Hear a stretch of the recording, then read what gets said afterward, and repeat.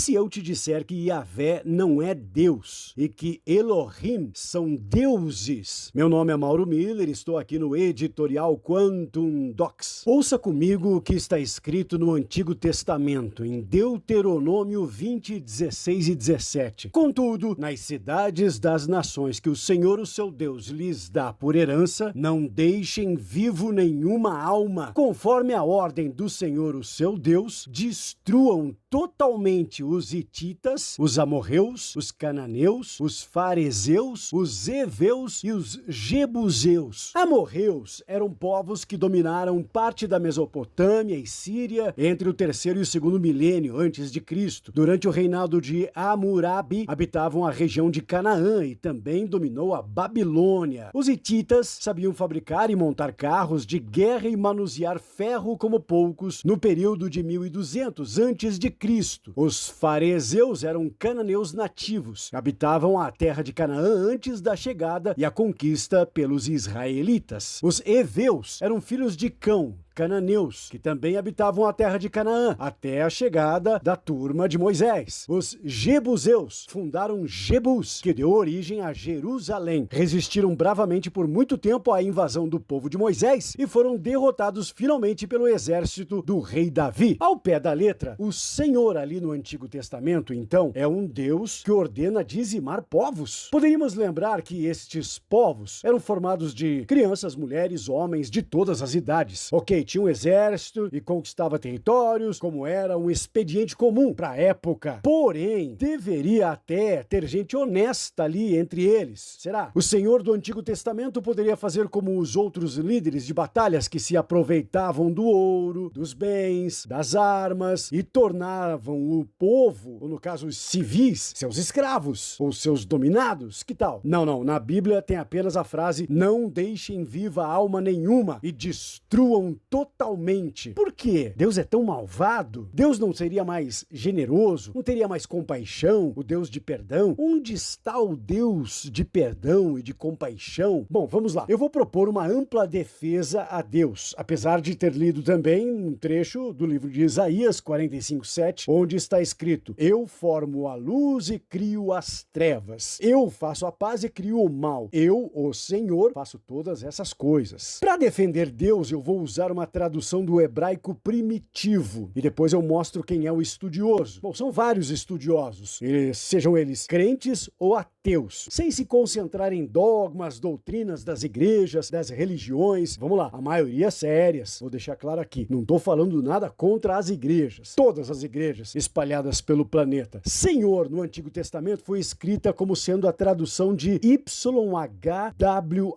É um tetragrama, que antes da famosa tradução Septuaginta do Antigo Testamento para o grego, é uma encomenda da Biblioteca de Alexandria, é outro assunto. Não havia definição de tradução literal. Poderia ser um nome próprio, poderia ser alguém, poderia ser um ser, definido muitas vezes como um colonizador, um comandante, que julgava os seus exércitos de seguidores, ordenando ações de conquista e conduzindo o povo de Moisés até a Terra Prometida. O YHWH se transformou em Yahweh, ou Javé. Posteriormente, foi definido que este tetragrama, que virou Yahvé, teria a tradução de Senhor, mesmo porque muitos de nós sabemos que os adeptos do judaísmo seguem de forma bem rígida, até os dias atuais, as leis de Moisés, e uma delas é bem clara: não tomarás o santo nome de Deus em vão. Tá, pra não sair por aí falando Deus em qualquer lugar e em qualquer ocasião, vale. Talvez por isso os adeptos do judaísmo criaram nomes que dão a entender que estão falando de Deus sem pronunciar o nome dele, em sinal de veneração e de respeito. Faz sentido? Faz. Então Yahvé seria Senhor. Yahvé foi uma das traduções da palavra Deus. Existem outras. A gente vai se concentrar apenas em Yahvé como sendo o Senhor aqui por enquanto. Outra palavra que eu vou chamar a sua atenção é Elohim. Traduzindo Elohim do hebraico primitivo para o português, seria deuses. Sim, no plural. Mas na tradução posterior, Elohim ganhou a tradução de Deus, no singular. De acordo com a tradução do hebraico primitivo, Yavé seria como um comandante, um colonizador, um chefe de expedição, julgador, talvez um nome próprio, presente em várias passagens da Torá. Torá, os 5 primeiros livros do Antigo Testamento: Gênesis, Êxodo, Deuteronômio, Números e Levítico. A regra básica dos textos é: siga Yavé, que eu te dou tudo, desde água, maná, terra prometida, entre outros benefícios. Se seguir outros Elohim, deuses, no plural, então, pois é, se não seguir Yahweh, por exemplo, aí ele vai matar mesmo, manda destruir, dizimar, eliminar, como está escrito em várias passagens na Torá. Vale lembrar aqui de outro trecho no livro de Êxodo 32, quando Moisés desce do Monte Sinai com aquelas tábuas da lei, os 10 mandamentos, e encontra o seu povo adorando um bezerro de ouro, em adoração a outros Elohim. Nesse episódio, Moisés grita: quem é por Yavé, se junte a mim. Quer dizer, bom, vamos lá. Quem é pelo Senhor, que junte-se a mim. Quem não for com Moisés, foi morto pelos levitas. O povo que se uniu a Moisés e ao Yavé, o Senhor. Faz sentido? E quando a gente lê o Antigo Testamento, as destruições e matanças não dão esperanças a crianças, mulheres, idosos, adultos, honestos, trabalhadores, pais de famílias, doentes. Ele dizimou cidades inteiras, sem dó nem piedade e sem medir quantidade e qualidade. Para muitos estudiosos fora da exegese teológica, estes textos podem ser alegorias, quer dizer, podem não ter acontecido de verdade. São histórias de ficção para dar exemplos de fé e conduta reta. Aí vai ficar a teu critério, não vou discutir isso aqui. Alegorias são figuras de linguagem. Só para citar uma provável alegoria, vamos lá. A distância do Egito até a Terra Prometida é mais ou menos 400 quilômetros. Caminhando, mesmo em grupo, um ser humano adulto demora aí 10, 15 dias e não 40 anos, como está escrito na Bíblia. Difícil imaginar o que os caras fizeram durante 40 anos num trecho que demorava, no máximo, 20 dias para percorrer. Há quem diga que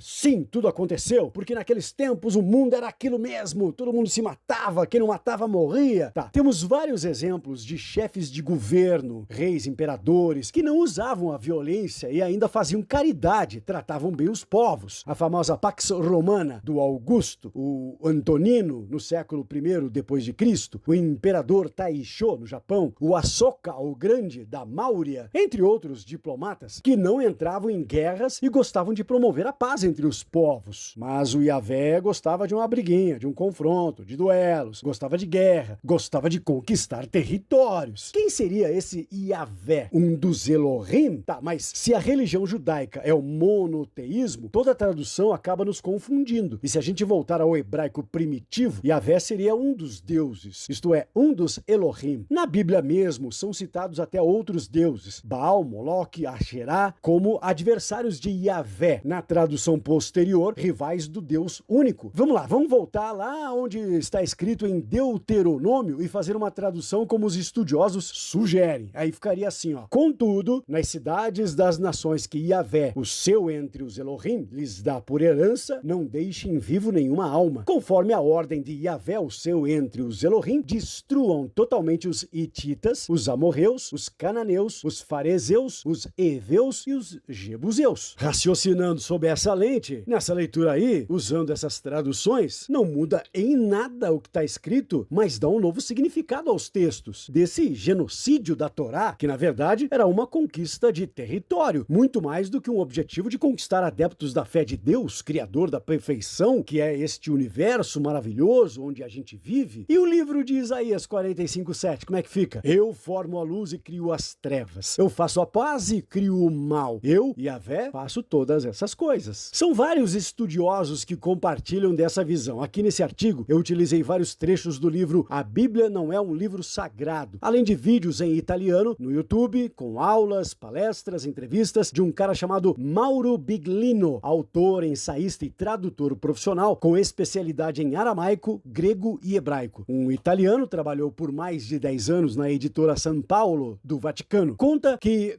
quando ele começou a debater entre os diretores da editora sobre esses estudos dessa tradução literal nos textos escritos em hebraico primitivo, teve muitas respostas positivas, porém, logo ele foi desligado da editora. Deu pra entender por quê, né? Então dá pra imaginar facilmente os motivos pelos quais não queriam mais os serviços de tradução do meu xará, o Biglino. E se você chegou até aqui, é porque estamos conectados. Um agradecimento especial especial para você que está aqui no Brasil ou nos Estados Unidos, no México, na Suíça, na Rússia, na França e sempre acompanha a gente por aqui. Muito obrigado e até o próximo editorial Quantum Docs.